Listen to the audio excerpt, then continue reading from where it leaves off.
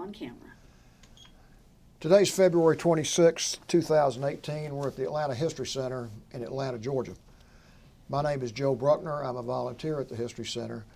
And with me today is Sue Verhoff, who is the senior archivist with the History Center. We're very honored to have with us today Mr. Ham McDonald.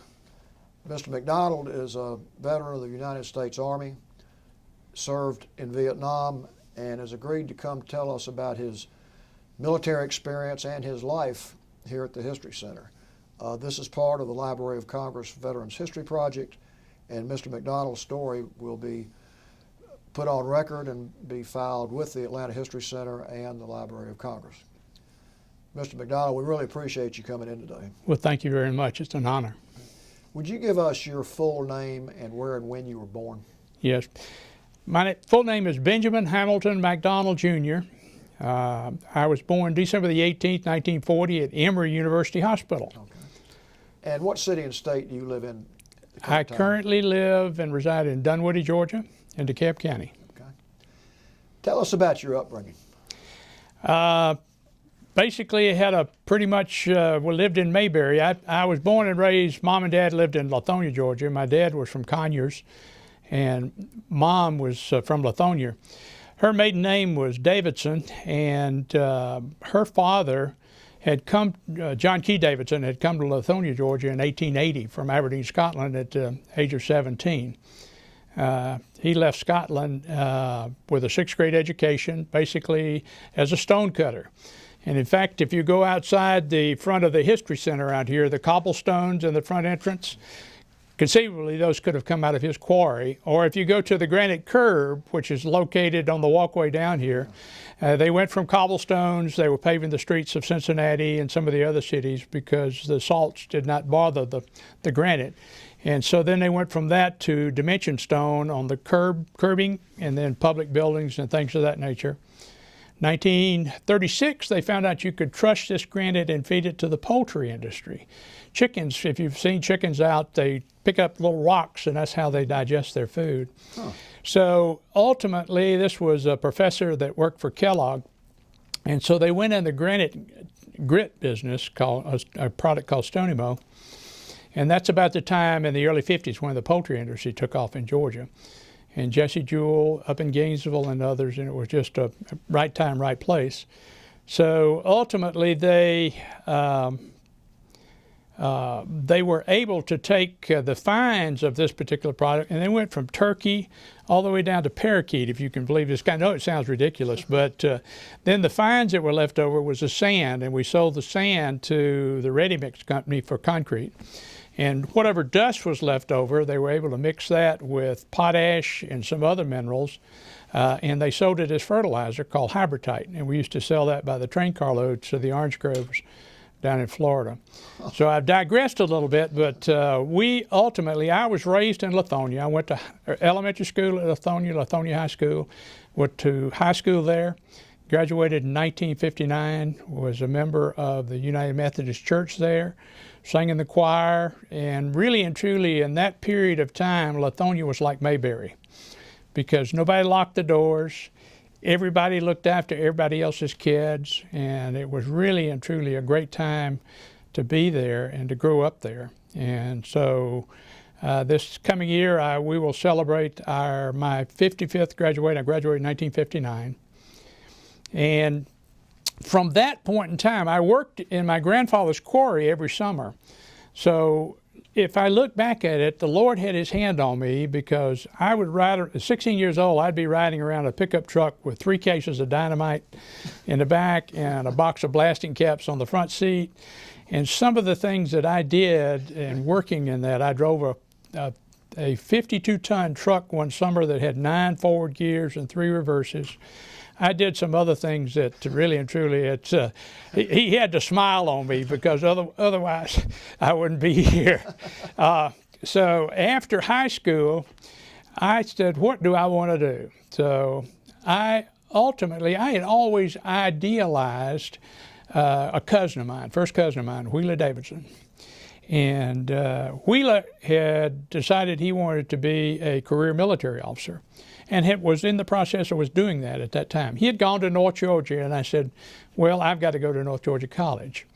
So I graduated in 1959 and ultimately ended up at North Georgia College in end of the fall of 1959, and was there from 59 through 61 at North Georgia in the Corps of Cadets there at that time. At that time, it was all military and everybody, complete uniforms the whole time. You did everything. You marched to formations. You broke out on Sunday morning and Baptist, Presbyterian, whatever denomination, and they marched you to the church and then back.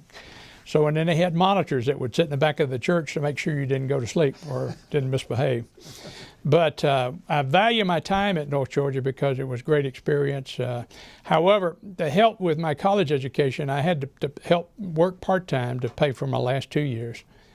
So I transferred to Georgia State University, and I worked for Sears Roebuck part-time. I worked at the Sears Roebuck, the old warehouse, which is over here, which has now been converted into shops and restaurants, right on Ponce de Leon. And then I also worked as a striker on a delivery truck. So I was the guy that lifted the refrigerator, you know, whenever it needed to go, so et cetera.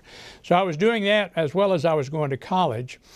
And so ROTC, I continued with my ROTC experience because I really and truly, I still wanted to make the Army a career, and I still idealized my cousin, and I followed him. He at that time had gone to Korea. He was back from Korea, and he, in fact, he was in Vietnam at the same time I was, and I'll tell you a little bit more about that a little bit later. So I ended up, my first day at drill at Georgia State, my platoon leader said, "McDonald." I said, "Yes, sir." He said, "Would you please come up?" He said, "Where'd you go to school?" I said, "I've been going to North Georgia." He said, "Would you please come up here because I might have some questions during drill and you might be able to help me." So I said, "Fine, I'd be happy to." So that next quarter I was a sergeant, ended up, end of the year I was sergeant major. So the next year I ended up as cadet colonel of the ROTC detachment at Georgia State. And believe it or not, every one of my company commanders had gone to North Georgia. So we had a marvelous time, had a great summer camp at Fort Benning, and ultimately I graduated DMG, Distinguished Military Graduate from Georgia State, and therefore I was planning on getting married, and most everybody that took a reserve commission were going to Korea. I said, well, I'm getting married. I don't want to go get married and spend 18 months in Korea. I'll go ahead and take a regular Army commission. We'll go to Germany. So we did. So I ended up taking a regular Army commission. And just a marvelous time at Georgia State. I was head of Scabbard and Blade and some other. Georgia State was very good to me because it allowed me to continue to date my high school sweetheart, who I ultimately married, Judy Willis. And this year we've been married 54 years, so we've been blessed in that regard. Congratulations. Well, thank you. So after summer camp, I was commissioned second lieutenant, and then ultimately one week, July, commissioned second lieutenant. The next week I showed up at Fort Benning, Fort Benning School for Boys, and was in IOBC 5, Infantry Officers Basic Course 5. Went through that at Fort Benning, and then following that, I said, well, I need, as a regular Army officer, I need to be both airborne and Ranger if I'm going to spend 30 years in the service. So I immediately enrolled, after basic course, I enrolled in airborne school, and I went through jump school immediately following that, and then I graduated from jump school actually the day that President Kennedy was assassinated in Dallas, Texas, so that I always remember that. Very vivid driving back from Columbus that day. I was scheduled to go to Ranger School, but I would have had to go through in the wintertime. And while I had been at North Georgia, I realized how cold it got in the North Georgia mountains, because numerous times they had to bring the Rangers into the airfield or the drill field at Dahlonega to pick them up by helicopter to take them back to Martin Army Hospital because they had frostbite and some other things. So I said, well, I think I'll put off Ranger School for a little while. So I graduated in November, came back home, and on December the 8th, I got married in Lithonia, Georgia at the First Baptist Church. And then, that was December the 8th, we had our honeymoon up in Gatlinburg. And I think there were only 4 people in Gatlinburg that weekend. And it happened to one of the other couples that were up there I'd gone to jump school with. So it was small. It's a small world.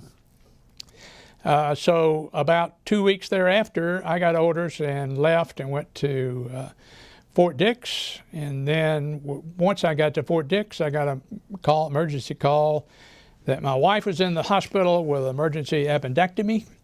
And so I said, look, I said, she's in good hands. I said, her parents were there, my parents were there, and the doctors that she had worked for were going to do the surgery. I said, she's in good hands. Saying goodbye is a tough time the first time, much less doing it twice. So I got on the plane and ended up at Rhine-Main Air Force Base. And from there, I was met and brought to 2nd Battalion, 13th Infantry in Mannheim. The unit was actually in Sandhofen, which was just off the Mannheim-Karlsruhe Autobahn, which is right next to the Rhine River. And lo and behold, the first person I run into in Mannheim was a lieutenant, actually a captain then, Tom Richardson. And Tom and I had gone to North Georgia together. So it really and truly is show you what a small world it is as it relates to interconnections. And I tell everybody, I said, be nice to everybody, because you probably befriend them, because you're going to be related to them one way sooner or later. And I'll tell you another story about that as it relates to DNA, which is quite fascinating to me. So I ended up initially in Tom's company, and I was a platoon leader. And in fact, going through preparing for this, if you look and see, Hold it up just a little bit. okay, if you see that guy right in the middle, that's me as a young lieutenant, and this is my 3rd Platoon, Charlie Company, 2nd Battalion, 13th Infantry. Now let me tell you a little bit about 2nd of the 13th. I was in the C Company 2nd of the 13th, which was part of the 3rd Brigade of the 8th Infantry Division. And those units were based in Sandhofen. And 2nd of the 13th, their motto was first at Vicksburg. And because it had fostered 2 great generals, and those great generals were Grant and Sherman, had both commanded the 2nd of the 13th. And so I don't know if they were trying to get rid of us or get mad at us or whatnot. They staffed it with all Southern officers. We had a couple of officers from North Georgia. We had 1 from the Citadel. We had 2 from Clemson. We had 1 from North Carolina. So we got in trouble by running rebel flags on our vehicles on division exercises one time. In fact, some congressman wrote a letter, said you shouldn't be doing that. So we ceased and desist. So, but I had marvelous time in that unit. I had a number of other assignments in that battalion. I was there 3 years. Probably the one that I had the most fun with was, this is a picture of the Armored Cavalry Platoon for the 2nd Battalion, 13th Infantry. In this unit, I had 2 M60 tanks. I had 5 reconnaissance vehicles, M114s. I had 2 M113s, armored personnel carriers, 1 for an 81 millimeter mortar squad and 1 for an infantry squad. And the fun time we had, we could only go to the field in December when the ground. Can you point out? Oh yeah, yourself? Sure. If you look at the tall guy right here in the middle, that's me. Okay. Okay, and I'm a first lieutenant at that time. So the interesting time that we had, because we'd go to division exercises and we always operated anywhere from 25 to 35 kilometers in front of the battalion. And ultimately, so we had to live off the land.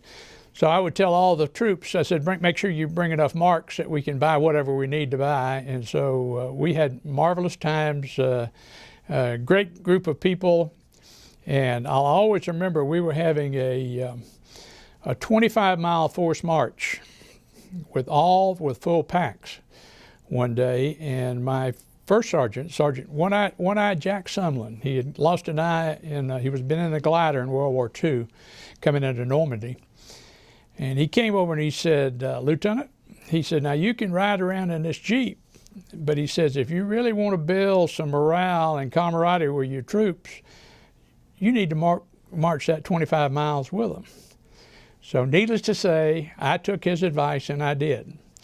I didn't have a pack. Now they were in with full packs, but I did make the 25 miles, and we did, and those people I think would have followed me anywhere I wanted them to go. So I was very blessed in that regard. So then I was assistant G3 Air advisor and training officer for the battalion. That was my next assignment, and so I went to Air Ground School at Ramstein Air Force Base to learn how to call in tactical airstrikes in support of frontline ground forces. And from that, I went to Armored Cavalry School at Bielseck, and went to Army training up in Grafenwehr. In fact, my wife drove from Mannheim up to Grafenwehr, which is north of Nuremberg. And we checked into the officers club, and had dinner one night, went back, had a very enjoyable evening that night, and all of a sudden about 2 o'clock in the morning the phone rang and I had an alert. So I had to go back to my unit. We went back to the field, and she drove all the way back to Mannheim. Little did I know, she drove back with our daughter, who was born in Heidelberg about a year later. Yeah. So she was born in 138 Station Hospital in Heidelberg, Germany. And then we ultimately, after 3 years in Germany, I received orders for Vietnam. And so I came home, and we sat down and we talked about it. And so I left Germany in August of '66. Came back to the States, and ultimately I was assigned to Special Forces Special Warfare Advisory Training at Fort Bragg, North Carolina for a period of about 3 or 4 months. And my wife came back to Lithonia and stayed with our daughter with her parents while I was at Fort Bragg. Then after Fort Bragg, I was initially assigned to the Vietnamese language training at Monterey. I said, oh, that'll be beautiful. I said, but lo and behold, that school filled up, so they opened up another school at Biggs Air Force Base in El Paso, Texas.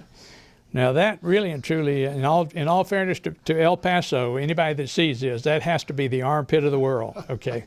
So we spent 12 weeks in Vietnamese language training there in Biggs Air Force Base, and ultimately finished that. We drove all the way from El Paso back to Lithonia with an 18-month-old who was trying to be potty trained. Now that is an experience unto everybody ought to experience that. I've never seen I-20 so long. It took me a whole day to get across Texas. So it was unbelievable, unbelievable. So we finally got home and ultimately got ready to leave, and off to Vietnam I went.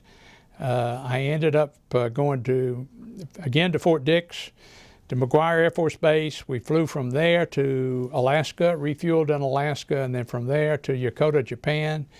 And it was the middle of the wintertime, and I was in summer uniform and like to froze to death.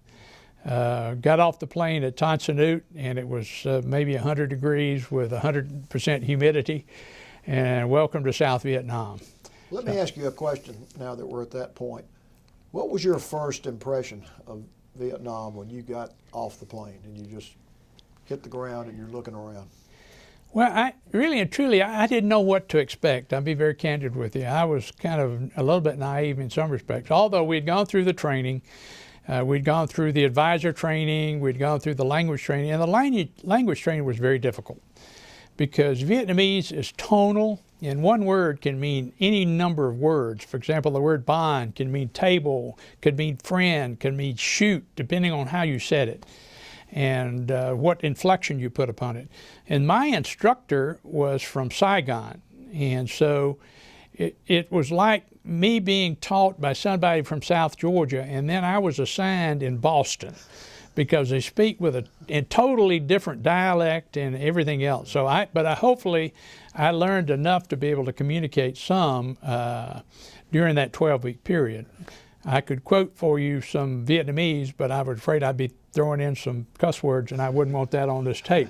So I really and truly, I didn't know what to expect. So we ended up going to the local hotel, to the McV compound, which was in downtown Saigon. And at that time, believe it or not, my cousin, who I'd idolized, he was a battalion advisor down in the Delta.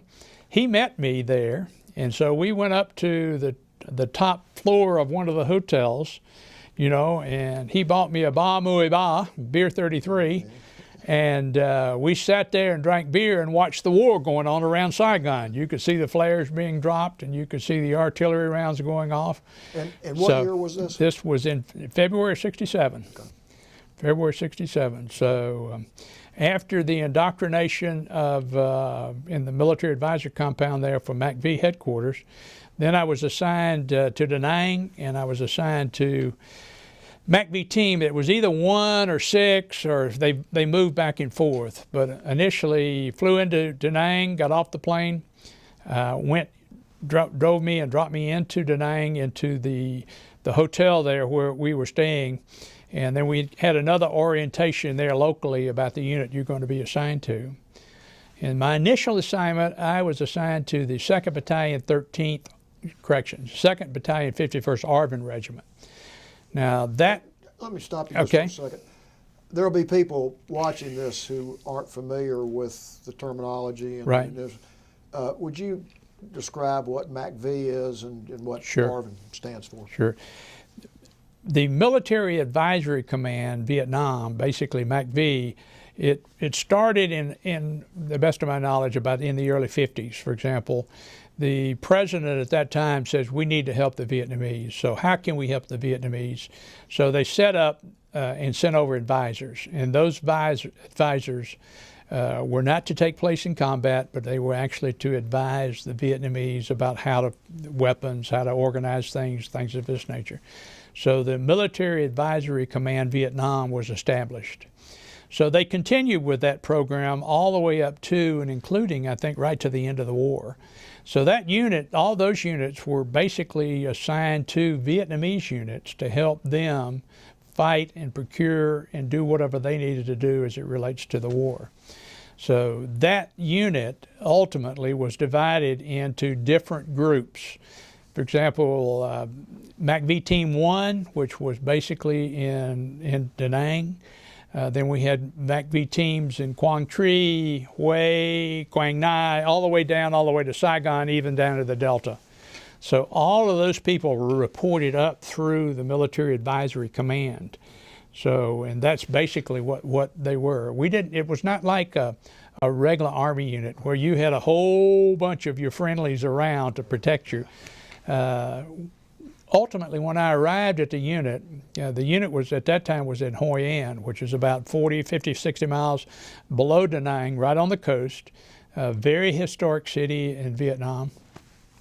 And I was assigned to my unit, which was the 2nd Battalion 51st ARVN. Now that's the Army of Northern Vietnam, Army of Vietnam, okay? So, and that 1st Division was perhaps one of the best units that the Vietnamese had in that part of Vietnam.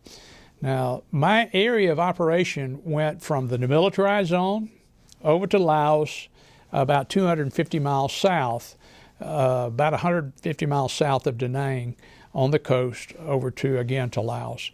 So that was called I Corps, the 1st Corps of that particular Army unit was in that area. And that fell within the I Corps command of the Corps headquarters for the Vietnamese Army in that area. And then we had various units based throughout that. And the unit that I was assigned to was pretty much a reactionary unit for the northern part of Vietnam. So wherever it kind of got the deepest, that's where they kind of threw us.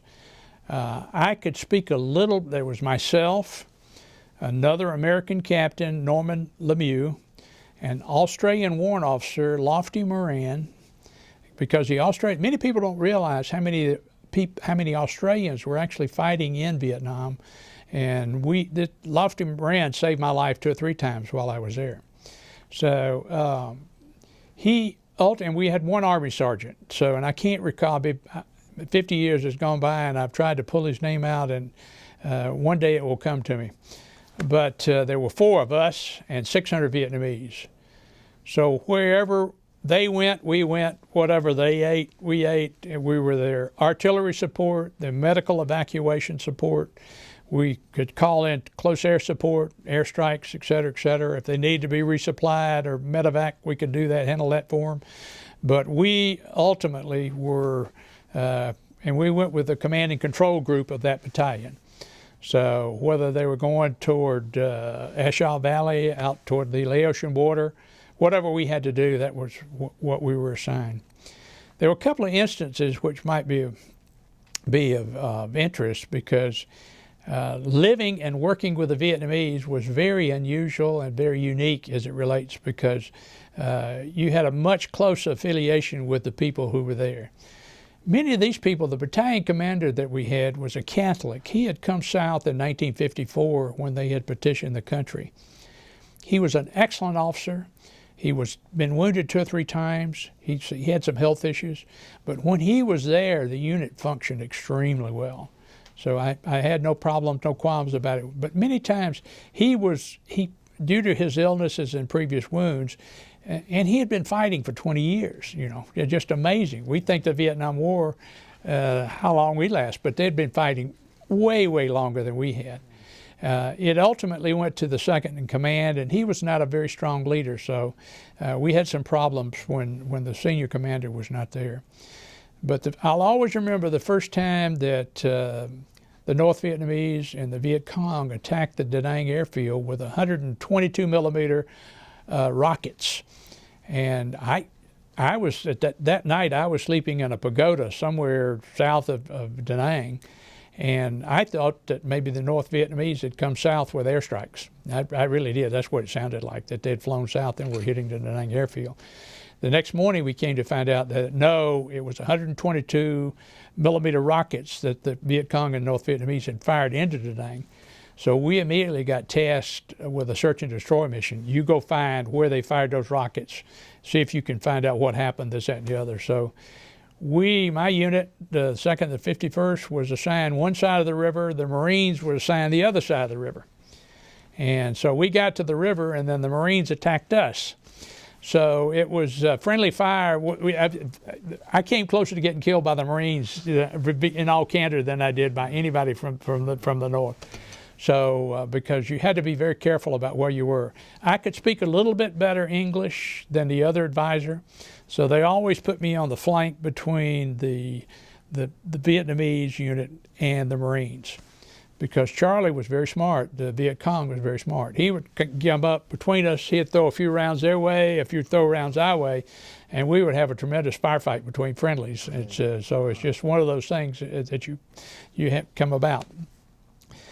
Ultimately, that was one case. The next case, which really and truly kind of changed my life, it was part of a pacification area. We could control the countryside in the daytime, and the Viet Cong would control it at night. And so what we were trying to do was relocate a lot of the villages into an area where we had total control over it. We could control it both day and night. And I've got some movies that I made, and I don't know if ultimately they'll become part of this presentation, but it shows one of the villages that had been constructed to move the Vietnamese in. So we had gotten word that there were some Viet Cong in a particular village about 5 or 6 miles from where we were. So we were assigned a search and destroy mission to try to go into that particular village to see if we could find whatever was there. So we were sweeping the village, and as you're going through, it's kind of hard to articulate that about what was going on. You had to be there. But we were in the plain where a lot of rice paddies, and this was the breadbasket of Vietnam. For example, to the west was the mountains, and the mountains were controlled by the North Vietnamese and the Viet Cong. And that's where many major battles were fought. You've probably seen about that in history, also in movies and things of this nature. But in the plain area, that's where they got their food. So they infiltrated a lot of these villages with Viet Cong, and you could not tell whether it was Viet Cong or Vietnamese friendly. So, I mean, it was somewhat like during the Civil War, because you didn't know whose side was on whose side. And so one day we were in the office, the division office, and I had just cleared an airstrike going into a particular area, and the Vietnamese CID came in the room and walked over, and the guy sitting across the table from me, they pulled out their gun and shot him in the leg. I said, "What are you doing that for?" He said, "Well, he's a Viet Cong." He said, "Every airstrike that you have been calling in," he sat there and recorded it, and out the back door he went, and he would say, "Hey, you got to move because they're fixing to strike this particular target." So it was those kind of things sometimes that you operated in. You didn't know exactly who's who. So as we're going through this village, I'm walking down this trail, and all of a sudden I step down, and something's not right because the trail had not been used, and I stepped on the side of something, and so I reached down and I pulled it back, and it was a piece of tar paper covered in dirt, and I pulled the tar paper back, and lo and behold, there's a pit, and in that pit, at the bottom of the pit are 2 cross pieces of communication wire. So I hollered at the Army sergeant, and I said, "Hey, I think I've got an anti-personnel mine here." So he came over and he said, "Yeah, I think you're right." He said, "I've got a few tracer rounds in my carbine." He said, "Let me see if I can set it off." So we backed up to what we thought was a safe range for, anti-personnel mine. So he fired into that, but it was not an anti-personnel mine. It was a 105 millimeter howitzer shell. So all you could hear was the explosion going off, and you could hear the wing as shrapnel came flying by. And by the grace of God, I was not hit. Okay, so that changed my life tremendously. Was anybody hit? Nobody was hit. No, it was amazing. I mean, it was nothing, but it blew a hole in the ground about 3 feet in circumference. So, but really and truly, those kind of things happened. I know a week later, an Army chaplain in a Jeep with a driver was going down the road, no more than a mile from there, and ran over one of these particular devices and just took him completely out.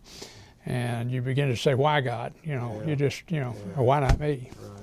So those were a couple of instances that we had. So I spent the first 6 months with that unit all over the 1st Corps area, wherever it might be.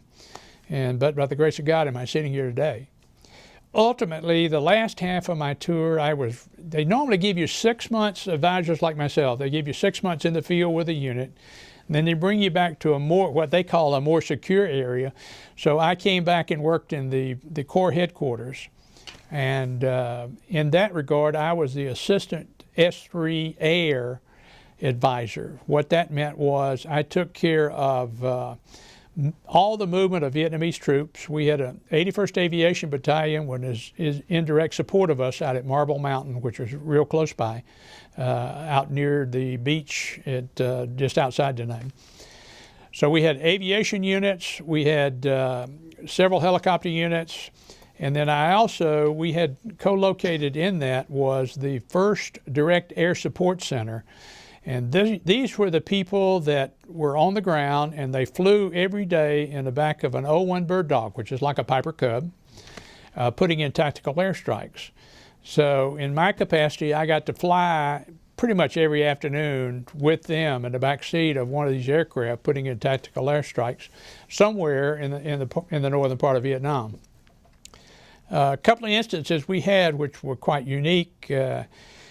In the early stages, this was before we had helicopter gunships. We had guns mounted on Hueys, which were basically just M60 machine guns, but we did have rocket pods on some of them. So we had received word that we were receiving, the Viet Cong was receiving supplies on the Hoi An River, which was south of Da Nang, about 50, 60 miles, and I mentioned Hoi An earlier.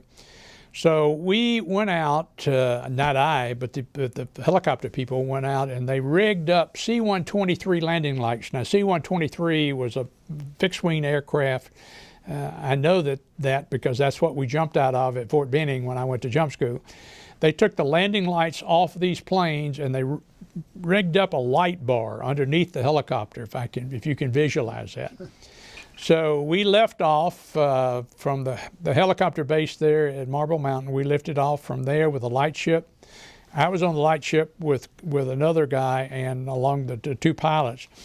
And so we flew down and we had a couple of gunships at that time with M60 machine guns and rockets. We went down to the Hoi An River and sure enough, here are all these sampans and boats coming down the river with supplies in them. So that night we sank 50, 60, 70 boats. We don't know how many boats we said. It was like shooting ducks in a I mean, just unbelievable. So we came back the next night thinking we were going to do the same thing, but little did we know. We ultimately, the Viet Cong and North Vietnamese had lined both sides of the river with 50 caliber machine guns and shooting 5-to-1 tracers. So we cut the light on, and you would have thought it was the Olympics. I mean, you've never seen lights. I've never seen a light come on and go off so fast in my life. So needless to say, we came home quickly that night with the light off. And so the next night we went back, but we brought with us the 7th Air Force and a forward air controller and 5 or 6 sorties of airplanes carrying napalm and 500-pound bombs. So we cut the light on, again, both sides of the river. So the forward air controller says, "Okay, guys, you can go home now." Says, "We got this."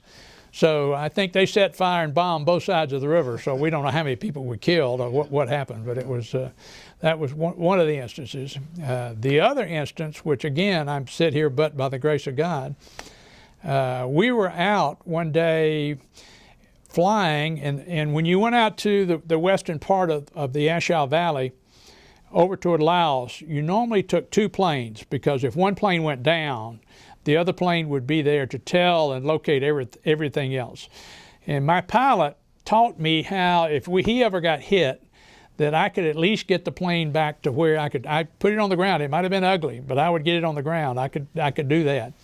So we were out toward A Shau Valley, and we were going out doing what we call BDA, bomb damage assessment. We had a B52 raid. And I don't know if it's, the B-52s would fly in a pattern. There would be 6 to 9 B-52s in a what we call an arc-light strike. And they would be the first 3 would be flying in this formation. Right behind them would be 3. Right behind them would be 3. The first 6 of those would be dropping 500-pound and 750-pound bombs. The last 3 would be dropping what we call cluster bomblet units. They were basically little, like hand grenades that had wires all over them, and what they were meant to do was destroy.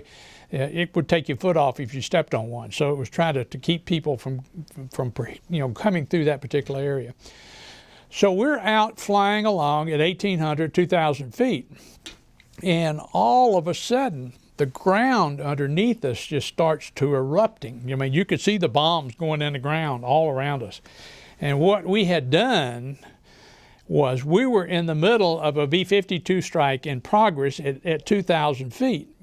They fly at 30,000 feet. So what had happened, the pilot, who was a B-52 pilot on direct air support duty, he had forgotten to find out where the strikes were going that day. So really and truly, again, but by the grace of God am I sitting here today. Because we actually, very few people have flown through a B-52 strike in progress at 2,000 feet and lived to survive and tell about it. So it was a marvelous story. So after I completed, those are just a couple of instances. Again, I have a picture. This is a picture. That's good. Picture of the advisor staff for I-Corps, and you can see how many advisors we had, and here again we were advising them on logistics, on operations, on air, anything that we could help the South Vietnamese Army do. And you probably can't tell it out, I am second from the right down here on the bottom. Okay. So Now, were these troops all stationed the same place, or were they spread out among other units? These troops were all stationed in division headquarters. Okay. In fact, we lived in a hotel. They had a hotel we lived in, and we had a Navy Officers Club close by, and it was in a pretty secure area because most people didn't realize that Da Nang was one of the rest and recuperation areas for the Viet Cong. You know, they haven't heard that, but the Viet Cong felt very safe in Da Nang. So because, you know, all these Americans there, they knew they were not going, you know, you're not going to bomb this place because, you know, what do? You try to get as close to the enemy as you possibly can to keep them getting hit on. So we felt pretty safe and secure, and we didn't have that many instances in Da Nang. And then we also had an opportunity to go out to China Beach, which was right there on the ocean side, and it was absolutely gorgeous, absolutely gorgeous. So after those units and after my time there at that particular assignment, I got tasked to, one of the things I was still thinking about staying in the Army and spending a career. And one of the things that really changed me, that discouraged me at that point in time was I was sitting at my desk one day and my counterpart, I don't know if you can, maybe I've got a picture of it here.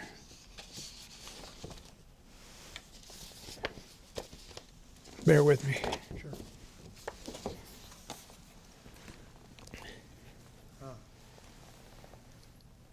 You can't, I don't know if you can see that or not. Yeah, Okay. That is me with Lieutenant Quan. And Lieutenant Quan, I was the Assistant G3 Air Advisor. Lieutenant Quan was the Vietnamese advisor.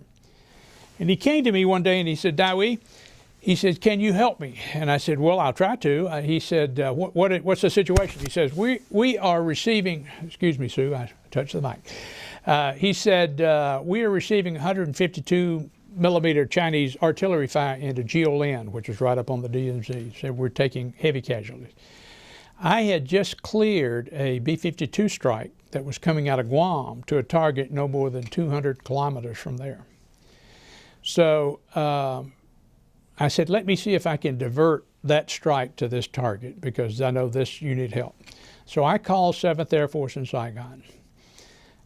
I said, told them who I was. I gave them a sit rep, a situation report, and I said, I need some help. Is there any way possible to divert this strike to this target? And the colonel says, I'll have to come back to you. Ultimately, he came back to me 2 days later and apologized. He said, I'm sorry, Captain. He said, that target had to go all the way to the White House because it was north of the Binh River. And so I said, hey, guys, you can't fight a war this way. There's no way. So, and this was after I had almost gotten court-martialed by the Marines because the Marines called in a B-52 Strike into the DMZ, and I was responsible for clearing all the targets to make sure there were no friendly troops there. And so the Marines never contacted me to see, are there any friendlies there or not? I mean, they ran a strike right through the middle of a bunch of Vietnamese friendlies and killed a bunch of them. I mean, and they said, okay, you're responsible because you didn't clear this target. I said, you never asked me to clear the target. So these are the kind of things that went on in war and between units and coordination. So it was... The situation with the 2-day delay, were you able to get the strike approved at all? It was 2 days later and all the damage was done. So, I mean, it was, so that really and truly, that planted a seed in my brain. So I called the Pentagon, said, okay, what can you tell me about Captain Benjamin H. McDonald? He said, well, he said, good. He said, you're on the majors list. I said, I'll tell you what we're going to do. Says, we're going to give you 6 months back in the States, and then we're going to bring you back and we're going to give you an American battalion. I said, oh, I don't know about that. So I went back to the room and I sat and thought long and hard about it, and I wrote my wife, and I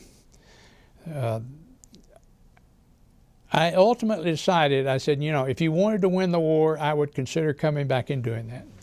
But I said, I can't conceivably see myself coming back over here writing letters home to moms and dads of 17 and 18-year-old boys that they died in vain. And I said, if you people in Washington would turn us loose, let us do what we do best, you know, the war would have been over. But that didn't happen. So needless to say, after all that came on, I said, okay, I'm going to resign. So I resigned my commission, and all the paperwork was in, so about toward the end of my tour. Ultimately, they accepted it, and so I'm leaving to come home. And so I fly from Da Nang into Tan Son Nhut in Saigon. And I am in the military advisor compound in Saigon the morning, and I've got on my Class A uniform marching toward the front gate. And a warrant officer said, Captain, where are you going? I said, I'm going home. He said, to hell you say. He said, we're completely surrounded. I said, what do you mean? He said, didn't you hear all that firing last night? I said, I thought it was firecrackers from Tet. He said, no, sir. He said, it wasn't Tet. He said, we're completely surrounded by the Viet Cong and VC. I said, you got to be kidding me. I said, I'm supposed to go home today. He said, well, you're not getting out of here anytime soon. And this was Tet of 68. This was Tet of 68, that's right. So I got to see Tet firsthand from downtown Saigon. So, and literally, I'd already turned in my weapon, my flak jacket, and my helmet, so I was defenseless. So I went and hid for 3 or 4 days so to see if I couldn't, because all the people in Saigon that had never seen the enemy were running around with live weapons. So it was an interesting experience. So needless to say, about 4 days later, they got us all together and says, okay, we think we can get you out to Long Binh. And Long Binh was a base, which was a military base, Army base, and we're right next to Bien Hoa, which was the Air Force base. So they loaded us up on buses, and we had an armored personnel carrier in the front, an armored personnel carrier in the back, and a helicopter gunship flying over the top of us as we go through downtown Saigon, especially Cho Line. Cho Line was still in enemy hands, still in Viet Cong and North Vietnamese hands when we went through there. So we finally got out to Long Binh. After we got out to Long Binh, they said, well, we fixed to have an alert. We're not going to get any air flights out of here tonight. So you guys go find a rack someplace to spend the night. And I said, well, where is the mortar pits? Where do we go if we get hit by mortars? And they said, we don't have any right here, so just make the best you can do. So about 2 o'clock in the morning, somebody shook my foot and said, get up. We've got to get you over to the Air Force base. We got a flight coming in first thing in the morning. So lo and behold, we do make it over to Bien Hoa, and I'll always remember it, an Eastern Airlines Stretch DC-8. You know, the big 4 engines, one of those long Eastern Airlines planes landed. And here all these kids getting off. They didn't know what they were getting into right in the middle of Tet. And so they loaded us up, and we got to the runway. When those tires rotated, I thought that plane was going to burst with hollers and hoops and whatnot. So we flew all the way back to Oakland Army Air Base, Oakland Airport, and got off the plane. And the first thing that happened to me when we got off the plane, I got spit on by anti-war protesters, and all these people hollering "baby killer" and all this other stuff. So it really and truly. So for years, I never told anybody I'd been anywhere near Vietnam. Ultimately, and I also out-processed there and came on home. And I was afraid to stay in even the reserves, because with my MOS, a small unit commander, leader, I said, you know, goodness gracious, I said, even if I go into reserves, they might call me back up and bring me back over here. And I said, again, you get caught in a political situation. I said, if you want to win the war, fine, I'd be happy to come back. That's what I'm trained to do, but politics just really and truly got so much in the way. I want to back up before we get completely away from your service in Vietnam. You mentioned that one of the Australian officers saved your life a few times. Are you Right. willing to talk about that? The guy's name is, now, you cannot envision an Australian anymore with the name of Lofty Moran. And Lofty he must have been about 6'3", tall, skinny guy. He had been in Burma. He had fought in Burma. He had fought numerous other places. And we were out on an exercise one day, and we kind of got pinned down. And Lofty took out the sniper that was shooting at us. In fact, the Vietnamese that was right behind me on the rice paddy dyke, the bullet went in his helmet, and it went between the helmet and the helmet line. It went around and came out and went through his wrist. And he said something, a cuss word in Vietnamese, which I recognized, and I won't say here, but and so, but Lofty actually, he said, "Don't worry about that, I got this." So he took him right out. So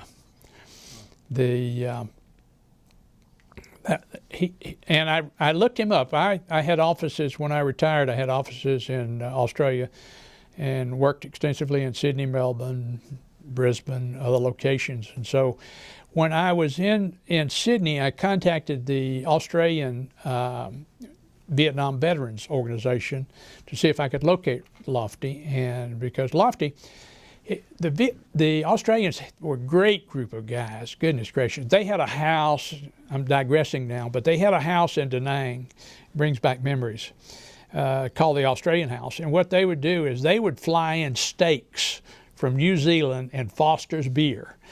Okay, so it was nothing.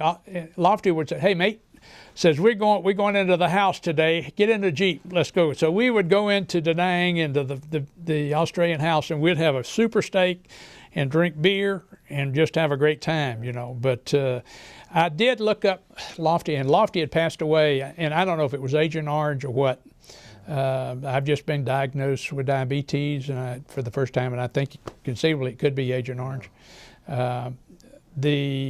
He had just passed away, but I did get a chance to speak to his widow, and I told her how much I appreciated what he had done for me. So, but the Australians were great guys. Yeah, they are. Okay, you're back in the States now, and you were discharged in Oakland? In Oakland, right. Talk about what you did after your Army service, and I'd like you to obviously spend some time on what you did in Vietnam, but just anything you'd like to talk about from the time you came back from Vietnam and the present. Okay. Well, I got back home, and so I'm sitting with my wife and my daughter, who is now, she's running around all the place and talking. I can't be just a chatterbox. So I was delighted to be home safe and sound. And my wife and I decided that we were not going to have any more children till I made sure I got back from Vietnam. So needless to say, about 6 months after I got back, our son was born. So, but ultimately I said, goodness gracious, I've been out of communication for, been in the Army almost 6 years, a little over 6 years. I said, what in the world can I do as far as I'd gotten an undergraduate degree in marketing and management at Georgia State. And so I said, what's common to everything? I said, that's money. So I started interviewing, and I got interviewed by a trust company, now SunTrust Bank, CNS Bank, and a couple of insurance companies, and ultimately had an opportunity to join Trust Company at that time, downtown Atlanta, and went on their credit training program. So I was a little bit older than most of the guys on that program. But I always remember I had to take a $200 a month pay cut to go my first job in civilian life. So that credit training program kind of gave you a background in looking at major corporations, like I was assistant officer on Coca-Cola and Genuine Parts and some others. I made real estate loans. I was the small business loan officer for the bank. I loaned money to Count Jackson, a photographer down on Auburn Avenue, to Linwood McGuire, who recapped tires. So it was a tremendous learning experience. And so I took advantage of my GI Bill, and I went back to graduate school at night and ended up getting my master's degree in finance and real estate and urban affairs and international business. And I was about 10 hours away from a PhD, but I would have had to write a thesis, and I didn't want to do that. But I was making enough money on the GI Bill to help pay for child care for my wife, who wanted to finish her nursing degrees. So she went back to Georgia State, and when we married, she was at Piedmont in their nursing program. So she went back to Georgia State and got an associate degree in nursing, and ended up going to work for Children's Hospital of Atlanta, which at that time was Scottish Rite. And so, you know, how our marriage lasted through that period of time, because we were like two ships meeting in the dark, you know, during those years with school and things of this nature. But ultimately, after going through the credit training program and working there, I had a chance to go in the branch banking system. So I went to, they opened an office in Greenbrier, which was in a trailer, which was out near the Delta Training Complex out near Greenbrier off 285 in Camilton Road. And I was assistant branch manager there. And then ultimately they said, well, we need to put an office in Tucker. Says, Ham, would you be the new office manager? So I opened an office for the trust company in Tucker, Georgia, out on Stoneman Industrial Boulevard, and was the branch manager out there. And a little sidebar, my son at this time must have been about 4. And in the bank, we had these alarm buttons underneath the desk. You know, we got hit by an alarm.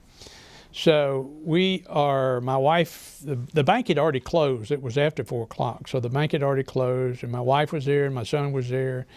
And all of a sudden, the DeKalb County Police show up on the front of the bank with guns drawn. I said, oh my goodness, what? He said, well, the alarm's gone off. What I ultimately found out, my son had gone underneath my desk. He said, oh look, a nice button, and he had pressed the button. And so that was just one of the things that happened.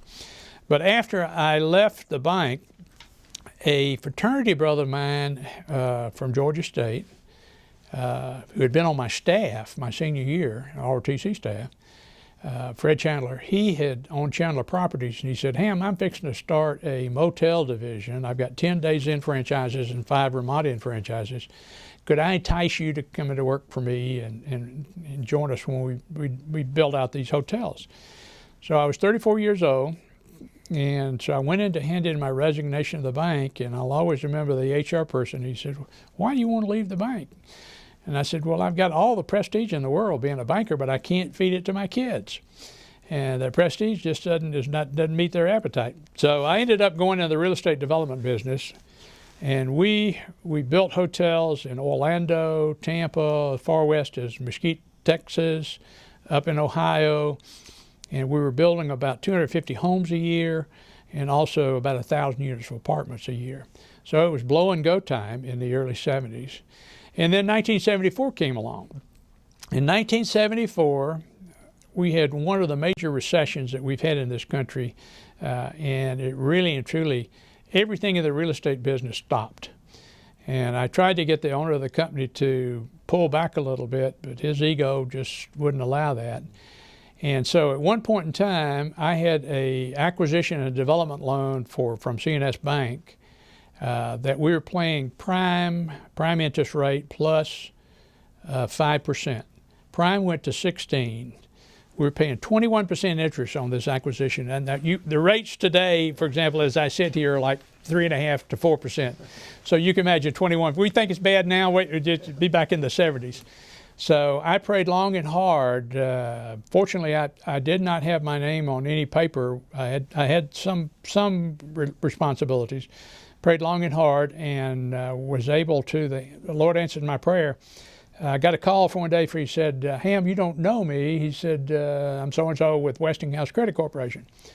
I said, "How are you doing?" He said, "Well, I'd like to talk to you about coming to work for us." I said, "What is it?" He said, "Well, we'd like to talk to you about opening an office for an architectural engineering firm in Atlanta." I said, whoa. I said, "I'm not an architect or an engineer." He said, "We understand that." He said, "We're looking for somebody that can help us from a business development side to try to win some business for us." So again, the Lord answered prayer. Ultimately, I went to work for them 3 weeks later. And I opened an office in Atlanta for Reynolds Smith & Hills, which was based out of Jacksonville, Florida. And we did a lot of work with Southern Bell South. We did the Earth Satellite System ground stations, one of which is down in Woodbury, Georgia, with the big, huge dish antennas. We ultimately did a lot of work for Georgia Department of Transportation, bridges. We designed all new bridges on I-285 on the west side of town, which never got built, by the way, which they should have, but they never got built. But was doing that when I was approached That company bought another company called Environmental Science and Engineering. So I ended up going to work for them part-time. So I carried 2 cards, and they were based out of Gainesville, Florida, and became good friends with George Barsham, the president. And that company started out, had about 80 people. They were in the environmental area, air quality, water quality, sampling, EISs, environmental impact statements. And so was involved when we did the environmental impact statement for the Navy submarine base at Kings Bay. And that was the largest environmental impact statement that had ever been done on the East Coast of the United States, because it was done in 5 or 6 locations. That company, working with those companies, when I was approached by a headhunter out of New York to go to work for a company called Parsons Brinckerhoff. Those people in Atlanta will recognize MARTA. Parsons Brinckerhoff was one of the senior firms that was involved in the original planning for the Metropolitan Atlanta Rapid Transit System. We brought our people from the Bay Area, BART, Bay Area Rapid Transit System, from San Francisco to Atlanta. And so it was a joint venture initially that was between Parsons Brinckerhoff, Tudor, and Bechtel. Was a 3-way joint venture. PBT was known locally, and that's basically how that was known in the Atlanta area. So this was 1960, they started in 1968, so ultimately, up and through the time for about the first 30 years, they were the principal designer and construction manager of the MARTA system as we see it today. So I was doing that as manager of business development for the 11 southern states. And there we, again, at right place, right time. I was truly blessed. We opened offices in Tampa, Jacksonville, Orlando, Miami, New Orleans, Houston, Dallas, Kentucky. I traded Kentucky for Puerto Rico and the Virgin Islands because I thought that was a good trade, you know. So we got to go to the Caribbean. Ultimately, I guess because of some of the successes that we had, I was task up, I guess, so to speak. I said, okay, we're going to make you manager of business development for the 11 southern states. We're going to give you the eastern United States. So I had everything east of the Mississippi River from Toronto to Puerto Rico and the Virgin Islands. And corporate headquarters was New York City. And I said, oh, this doesn't look good. So I was into that about a year, and then my boss called me and said, Ham, you really and truly need to move to New York.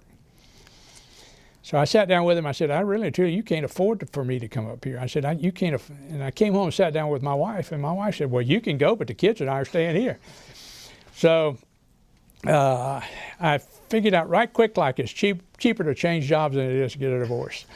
So needless to say, I left Parsons Brinckerhoff. Didn't want to, but I left, and I ended up going to work for their competition, which was CRS Serene, as their national account marketing manager for transportation infrastructure. They were based out of Houston, Texas. My boss actually was based in Denver, Colorado. I worked in that capacity, and then that company formed a joint venture with Beers Construction Company, which was one of the larger general contractors here in Atlanta. They built the Bell South building. They built the First National Bank Tower, or the big one with the thing on the top.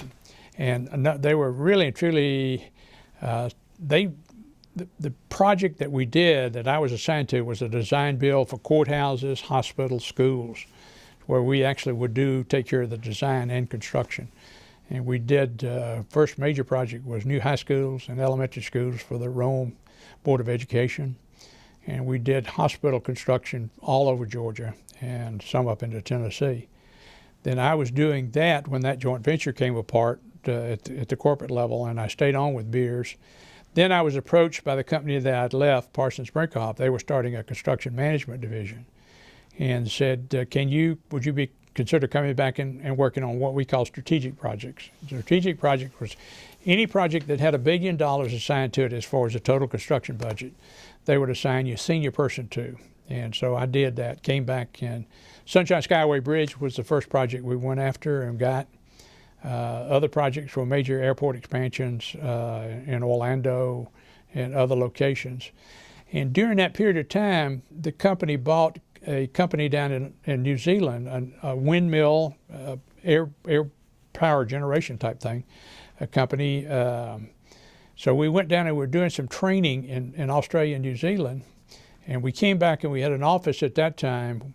When I joined the company, we had 700 people. They were all in the United States. When I left, we had 14,000, and 60% of them were outside the United States, because it shows you what kind of growth transpired. But we went to our Hong Kong office, and we're doing training there about what we were doing in the States, this, that, and the other. And then we went down to Singapore. Those were the only 2 offices that we had in Asia right there on that particular location. So I came back to New York, and I sat down with the chairman of the board. I said, realistically, you're not giving that part of the world enough corporate resources. And he said, what do you mean? I said, well, you got 2/3 of the world's population between India and China. And I said, they have the same needs we do. They need power, they need schools, they need highways, they need airports. Everything that we do, they need. So about 6 months later, the old adage, be careful what you complain about, because he said, Ham, he said, I need a senior person in Beijing. And he said, get your visa in order. And he said, by the way, get involved in the Beijing Olympics if you can. So needless to say, I parachuted into Beijing, and that was a unique experience. So the Beijing Olympic experience, and if I'm going on too long, please forgive me. I came back after being tasked with that assignment, and I said, how in the world am I going to get the Chinese get involved in the Beijing Olympics? I had in my office here in Atlanta, I had a PhD from China who had come over and gotten schooled in Denver, got a master's degree, and then got a PhD in traffic engineering, and Dr. Yang Wang. And so I came back and I said, Jan, I said, how in the world can you help? Give me some advice. How can I? And I said, well, you know, Atlanta had the Olympics in '96. And I personally was an escalator guard at the Omni station in '96, and that my total function was to make sure that the escalator didn't get overloaded. So I was at the bottom, and if it got so many people on it, I would stop the people until those people got off, and I'd let some more get on. So that was my task in the '96 games. So I said, well, I can tell them I worked in the '96 games. So part of the Olympic heritage is each games is supposed to take the cities that follow it and transfer that knowledge to those cities. So I said, maybe we can help invite the Chinese to come to Atlanta so we can share with them what we did and what we did wrong. We just open our hearts to them. So how do I do that? So the thought came to me, I said, well, I can write the mayor of Beijing, but who am I? So I said, Shirley Franklin was mayor of Atlanta, so I went over to Mayor Franklin's office, and I said, Mayor Franklin, I need to ask a favor. And she said, Ham, what is that? I said, my boss has tasked me to get involved in the Beijing Olympics. And I said, the only way I know to do that is if I draft a letter and bring it over to you, would you put it on City of Atlanta stationery as the mayor and send it to the mayor of Beijing? She said, Ham, I'd be happy to. So needless to say, that the letter went off and we never heard anything. Then we never heard anything. Then finally got a little communication, we're coming. I said, oh my goodness, now what do we do?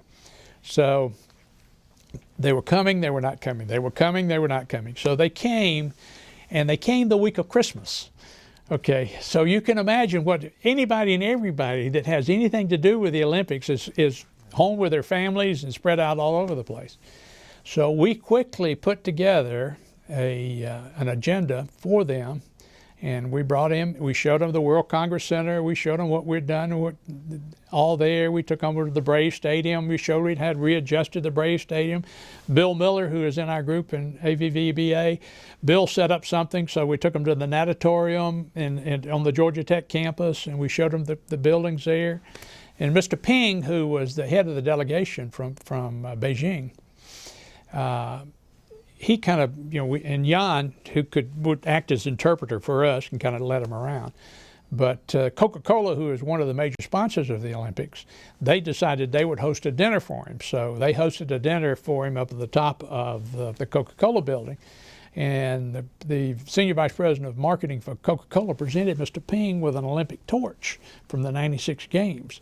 Well, I said, well, I'm in the money now. Yeah. So I said, really and truly, I said, my stock just went up. So. And then we were able to, Billy Payne came in and we hosted a breakfast, and Billy talked to them, and we told them, we took them to all of the venues. We said, okay, like the tennis venue, if you build something permanent, make sure it's on a college campus or something that has an afterlife. Don't build it just for the Olympics.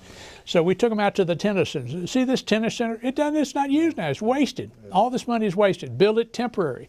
So anything that you can do, build temporary.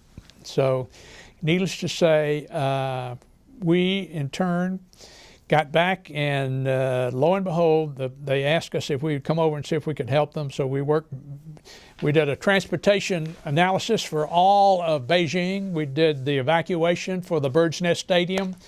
We worked on 2 subway lines. We did a bus rapid transit line, and it was very good. We expanded our Beijing office tremendously.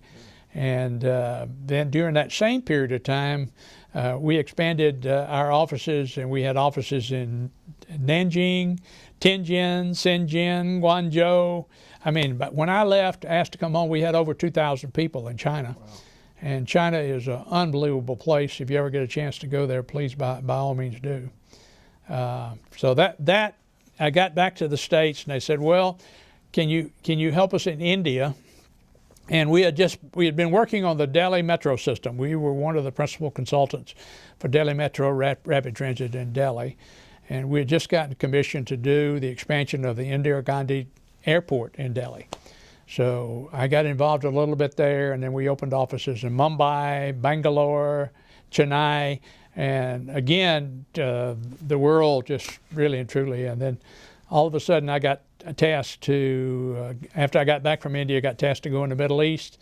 And we were the program manager on Palm Island, and we were doing numerous other projects in Dubai and Abu Dhabi. And so I got to see a good part of the world, and then all the way back to Australia and New Zealand. And then we ultimately tied back into Vietnam. When I retired, we had an office, and I still call it Saigon or Ho Chi Minh City.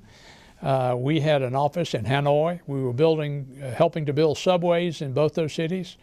And our last assignment, which we obtained just before I retired for the 3rd time, we'd been selected to rebuild the Chu Lai Airport.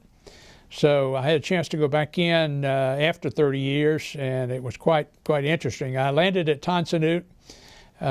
This was after having been in Hanoi. I went to Hanoi initially the first time, and I did all the tourist things. I went to Ho Chi Minh's grave. I went to their war museum of telling them how bad we were, this, that, and the other, bombing them, killing everybody. Then I went to the Hanoi Hilton, and I really got exposed to a lot of the corporate and other culture as it relates to there. And the North is still very distant compared to the Americans. Then I flew from there down to Saigon, or Ho Chi Minh City, and I swear to goodness it was deja vu. The Quonset huts the revetments that we had built to store the aircraft in, they were still there. 2.5 and 3/4 tons that we had left were still running around on the airfield. And I said, goodness gracious, I said, if you stay along, nothing changes, does it? So then I stayed in a Marriott in downtown Ho Chi Minh City, and I went back up to that same rooftop bar and had a bar, beer 33, and I called my cousin back in the States. I said, you won't guess, you will not believe where I am. He said, where are you? And I said, this is where I am. He said, I can't believe it. So one thing I want to ask you about that trip before we move on, you have any observations of the people, the way you were treated and your relations with them when you went back? Any stories or observations about their feelings or attitudes? Well, most of the Vietnamese, many of them were so young they don't remember the war. And a lot of them, but some of the older ones, for example, I flew back up to Da Nang and landed at the Da Nang airfield that I had helped protect when I was there as an advisor. And again, it was deja vu. I mean, the old building out there where the people went in and out, the debarkation center was there. And I had to change my plane ticket coming out of Ho Chi Minh City up to Da Nang and back. So I got a pedicab. Pedicab was the guy on the bicycle that you sit in the front, and he takes you wherever you need to go. And the guy that was pedaling the bicycle had been a South Vietnamese military person. And he was just warm and welcome. And what I found, I went to the market in Ho Chi Minh City. excuse me, I went to the market in Saigon. Okay, it's still Saigon to me. It'll always will be Saigon. But I went to the market in Saigon and flowers, everything was basically the same as it was. And everybody there, as far as the South was concerned, everybody was very warm and welcoming. The Cu Chi tunnels are a tourist attraction now, which found out that to be quite unique. I flew back up to Da Nang, and I went by the old I-Corps headquarters, and the buildings are still there. But I went out to Marble Mountain, out to China Beach, where we had gone on recreation, and stayed at a beautiful German resort, just absolutely gorgeous. So I talked to the manager of that resort, and he commented. He said, realistically, he said, this is good for us. He said, we wonder why more American companies don't come over here and take advantage of investment into these particular type things. And I know while I was in China, we had our own, working in China, we had our own Chinese construction company license. So we were building major manufacturing plants for the automobile industry. We did a pacemaker plant for Medtronic.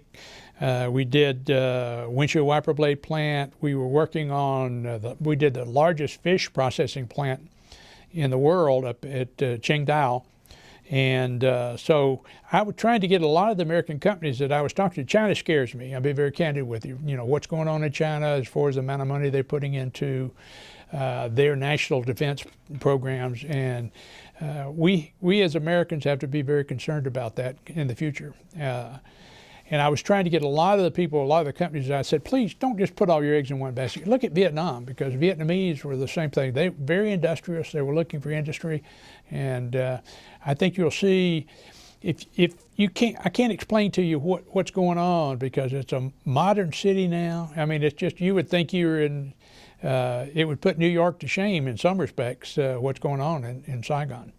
So, talk a little about, before we finish, about your family, your kids, grandchildren. Quite interesting. I got back from Vietnam again in 1968, and one of the first things I did after my son was born, I bought my kids a miniature dachshund puppy, because we had dogs in Germany, and I in turn was filling out the AKC registration papers for the dog, and I started laughing. And my wife said, "What are you laughing at?" I said, "I know more about this dog than I do about me, because in the AKC papers you have to fill out the dam and the sire, going back 2 or 3 different generations to get the blood work on the dog that says it's it's good what you need." So I said, I really and truly, I don't even know who my great-grandfather was. So that got me started, and I've been doing that for over 20 years now. I'm kind of the family historian, but my full name is Benjamin Hamilton McDonald Jr. I'm named for 3 great-grandfathers. Of course, I'm named for my dad, but I've never found a form that you can get that name on, please. And that's one of the things. Don't burden your kids with any long name like that. But I'm named for Benjamin Elijah McDonald, who was my great-grandfather. Benjamin Columbus Grenade, who was my grandmother's family, grandfather, and John W. Hamilton. So that's where all 3 of those names come from. And all 3 were early residents of Georgia, going back into the early 1700s, late 1700s. So I started doing some research. I found a great aunt that had done some history, and so I went to her and I got involved in Ancestry.com and some other things. And ultimately, I've been very fortunate in that I'm a 7th generation Georgian. And the McDonald's, what I've been able to trace over the last 30 years was, I descend from a John McDonald who was an ensign in the 77th Montgomery Highlanders, who were mustered at Stirling Castle in 1757. Now the British were fighting the French in Europe, and they were also fighting the French in North America. And so the British, they said, why are we fighting the Scots? They are good fighters. Why don't we just hire them as mercenaries to fight for us in America? So the British brought over 3 units. They brought over the 77th Montgomery, the 42nd Black Watch, and the 78th Fraser. And all of those units were comprised of Scottish Highlanders from the northern part of Scotland, most of them. And those units were brought in to run the French or fight the French in North America, whether it was up in Canada, in Montreal, Quebec, or, for example, my descendant, John McDonald, the 77th, they left and came to Charlestown. The first port of entry into the United States was Charlestown, South Carolina.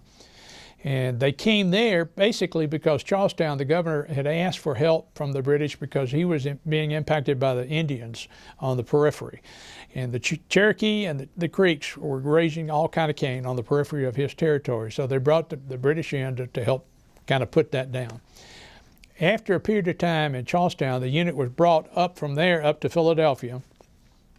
And they were part of the contingent of a sizable group that was tasked to cut a road from Philadelphia to Pittsburgh, or Fort Duquesne at that time, and to move those troops with all the logistics it had to have across to run and defeat the French in the fort at Fort Duquesne, which then ultimately became Pittsburgh.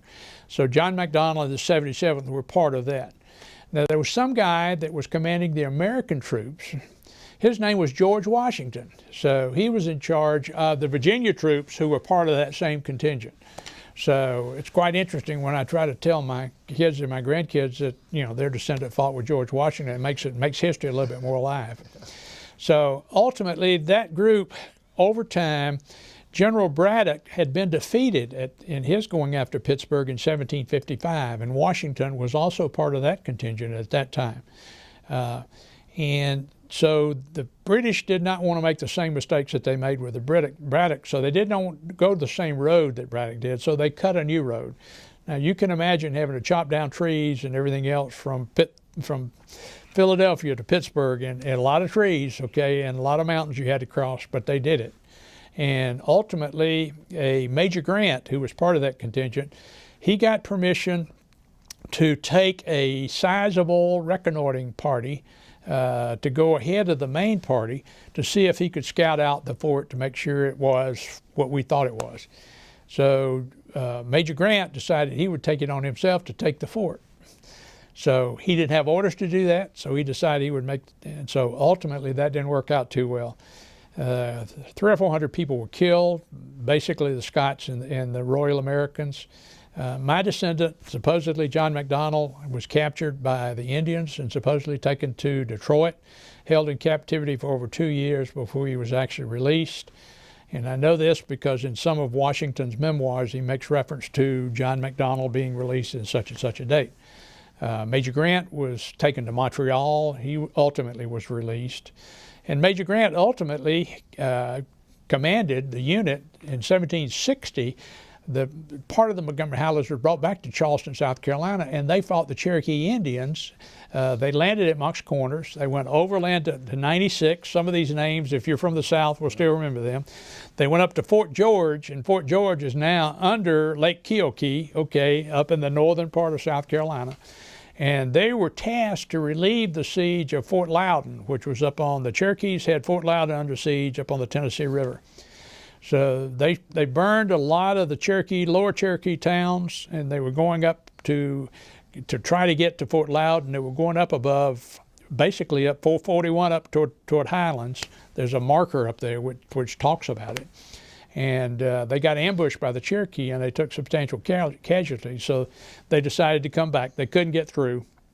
So they came back and ultimately back to Charleston, and they got on the boat. But that unit, or representative unit, part of that unit fought down in Grenada. They were in Havana. They were in Martinique. They were up in Canada at Ticonderoga and in Montreal, the Plains of Abraham in Quebec. I mean, they were all over the place. And so the unit was ultimately disbanded in 1763. And they said, okay, we'll take you back to Scotland, or we give you bounty land grants in America. So most of the people had nothing to go back to Scotland for, so they took bounty land grants. And initially it took bounty land grants up the Hudson River, up in New York, but then they migrated. There were a tremendous number of Scots in North Carolina. So my John McDonald ends up in Orange County, South Carolina, right after about 64, 65, after he was released. And he is with a group of Quakers. I'm not sure, I don't think he was a Quaker, but his wife might have been Nancy. But the group of Quakers petitioned the governor of Georgia for about several thousand acres of land down around Wrightsville, which is just north of Augusta. And they were given land. So he moves into Georgia about 1769. 1772 was his first land grant, but he owned, when he died, he had 1,000 acres down on Uchi Creek where Uchi Creek crosses the old Louisville Road, and that's down just right off the station, the way station right there on I-20, just outside of Augusta. I have wills and settlements of estate. His son James ultimately got a land grant in Henry County, which was the mother of counties, in 1821. So he relocated from Warren and McDuffie County to Henry County, and then ultimately settled there, and his family settled there. So my family's been in Rockdale, Newton County basically ever since that time, since the 1820s. One of the things that I've really enjoyed doing is my great-grandfather, who I'm named for, Benjamin Elijah McDonald, he was a private in the 18th Georgia Regiment, which was mustered at Camp McDonald, which was in Smyrna, okay, believe it or not. Governor McDonald, Charlie McDonald was the governor at that time. He ultimately his unit, called the Newton Rifles, it was assigned to Longstreet's Corps, which initially was assigned to Hood's division, which was all Texans, and they just attached this Georgia unit to it. So he his unit was behind the rock wall at Fredericksburg. He was in the peach orchard at Gettysburg. He was in front of Dunker's Church. Anybody that studies Confederate history will know what I'm talking about. He was in the cornfield in front of Dunker's Church during Appomattox. He was wounded at Cole Harbor. He was at Appomattox when Lee surrendered, and he and his brother Robert walked all the way home, okay, from Appomattox, Virginia. They supposedly, family history says they found a mule somewhere over in South Carolina.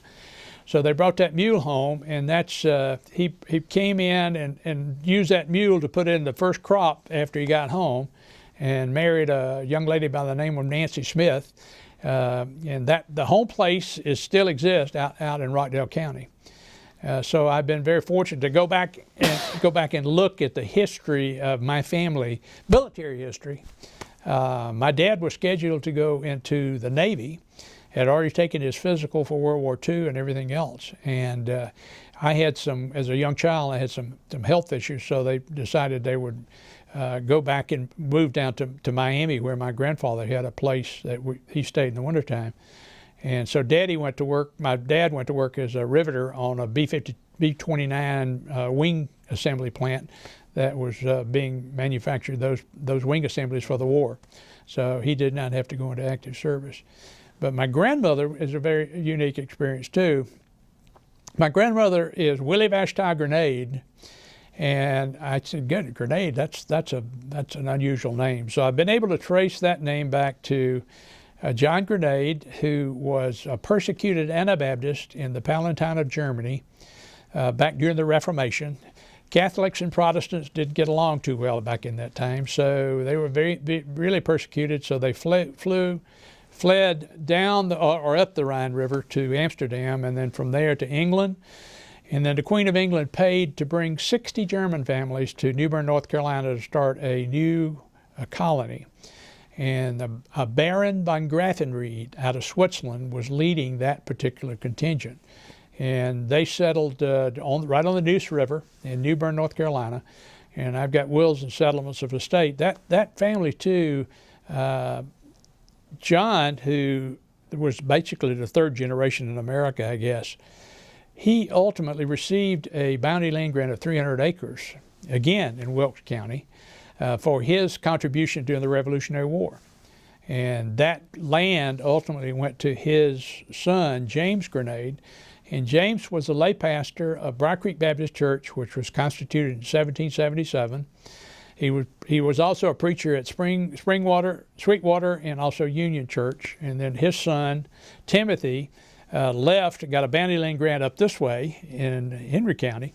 And so he moved up here, and where Rockdale Baptist Church is, the family gravesite's right there at the corner of Flat Shoals and Old Salem. So my roots run very deep in that regard. How many generations? 7. I'm 7, and my sons and grandsons will make it almost 9 now. So it's I tell everybody we found a pretty good place to live. So either that, we don't want to leave. I mentioned my mother's father.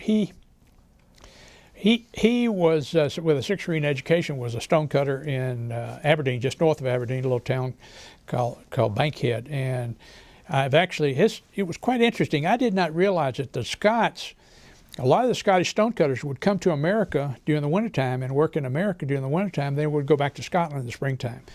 Because my great-grandfather, Alexander Davidson, he did that several times. In other words, he came back and across, we called it back across the pond 3 or 4 times. And I have pictures of them taken about 1890 here in Atlanta. And I've got pictures of the old home place. I actually have movies going back of the family back to the 1920s, which that was kind of uncommon at this time. So. I'm trying to put all that together in book form for my kids, grandkids, and whatnot. So whoever's might be interested. Well, that's great that you're going to do that. So they'll have that evidence of your background. Well, I hope so. I hope so. We've been truly blessed. Well, Sue, being a historian, you must be fascinated with this. Do you have any questions? A couple of things we'll talk about after the interview. Okay. Thank you. Do you have any questions for the? Good, thanks. Well, I want to give you one more chance if there's anything you want to say in summary or anything you didn't say you want to say, or just, you don't have to say anything, but if there's something you want to say in conclusion, feel free to do it. Well, I guess looking back in history, we repeat many of the same mistakes over and over again. And one of the things, now that I have 3 grandsons, the first one's going off to college. I have 3 kids, okay? My oldest daughter is a minister at Buckhead Church. My son will be 50 this coming year, and he sells body parts. He sells hips and knees, and he's in the operating room. I never thought I'd see him do that. And he has 3 boys.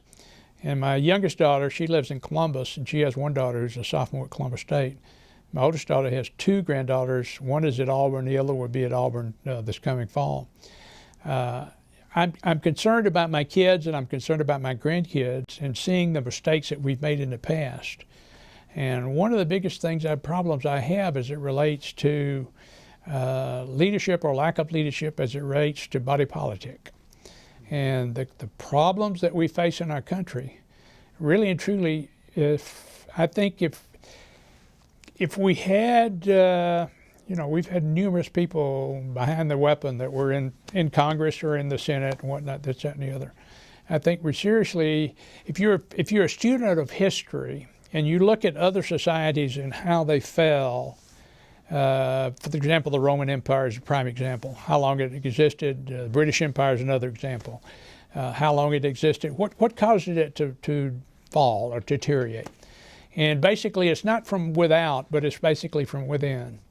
And that's what I see today, is we're corrupting ourselves from within as it relates to, I sit here today in February of 2018, and we've just had this terrible incident with killing all these students down in Fort Lauderdale. And all the hue and cry is with gun control and all this other stuff. And I try to caution everybody. I said, wait. You have to look at the big picture. It's not just that. You have to look at our society. And I said, I've worked in Switzerland, okay? In Switzerland, they issue everybody a gun, okay? And they take it home with them, okay? I don't see any gun killings. I don't see any mass killings in Switzerland, okay? I said, you go in and out of Israel, okay? In Israel, okay, what do? They said, okay, here, teacher, protect yourself. And so many of the teachers in their schools, and since they've armed the teachers in the schools, they don't have that problem. And we in this country, we've gotten so politically correct. Oh, let's establish a gun-free zone, okay? Where am I, if I'm an ugly person or evil person, where am I going to go? I'm going to go to the gun-free zones. That's where I know that nobody's going to confront me. So these are some of the things that are facing us. And I think really and truly, until we get back to our basic faith and believing in ourselves and our God, we got some serious work to do. Well, we appreciate that message, and more than that, we appreciate you coming in here and telling your story. You've had fascinating life and are still having the fascinating Well, I've been life. truly blessed, and I've worked 44 countries around the world. I've been married for 54 years. I've been blessed tremendously. And Well, I thank you for letting me do this. Well, a lot of that blessing is because of your work and what you've done and your work ethic and your patriotism. You didn't have to get drafted. You joined the Army. You went to Vietnam voluntarily. You did your service over there. And being a MACV advisor out in the boonies is not easy. Well, it was a challenge, and I thank the good Lord. And you've had an amazing business career, too. We I appreciate have. you sharing that. And I just want to thank you for your service. Well, thank you. Thank you. Thank you. Thank you for your service and welcome home.